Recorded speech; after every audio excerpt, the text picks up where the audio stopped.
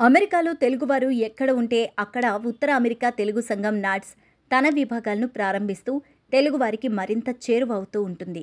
ఈ క్రమంలోనే శాండియాగోలో నాట్స్ విభాగాన్ని ప్రారంభించింది. నాట్స్ శాండియాగో చాప్టర్ సమన్వయకర్తగా ప్రశాంతి ఊడిమూడి, మహిళా సాధికార సలహా మండలి సమన్వయకర్తగా హైమా గొల్లమూడికి బాధ్యతలు అప్పగించారు. శాండియాగో నాట్స్ సాంస్కృతిక కార్యక్రమాల సమన్వయకర్తగా కామ్య సిస్లా, సోషల్ మీడియా సమన్వయకర్తగా తేజస్వి కలిసిపూడి, సేవా కార్యక్రమాల సమన్వయకర్తగా రామచంద్రరాజు ఊడిమూడి, క్రీడా స్ఫూర్తి సమన్వయకర్తగా సత్య హరిరామ్, ఆది మోపిదేవి బాధ్యతలు నిర్వర్తించనున్నారు.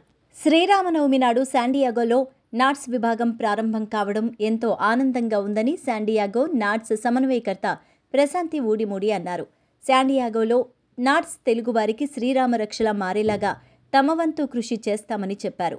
చాప్టర్ ప్రారంభోత్సవం సందర్భంగా ఏర్పాటు చేసిన చిన్నారుల సాంస్కృతిక ప్రదర్శనలు అందర్నీ ఆకట్టుకున్నాయి. తనుష్ భగవత్, వీణా రుత్వా ఊడిమూడి గానామృతం, వైలిన్తో ధ్రువ గౌరిశెట్టి, పియానోతో విహాన్ మండపాక అందరినీ అలరించారు.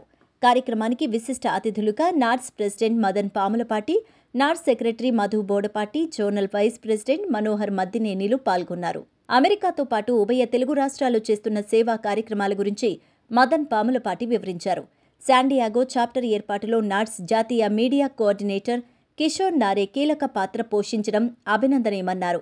శాండియాగోలో ఇక నుంచి తెలుగువారికి నాట్స్ అండగా ఉంటుందనే భరోసాను కల్పించే దిశగా శాండియాగో నాట్స్ సభ్యులు కృషి చేయాలంటూ కోరారు.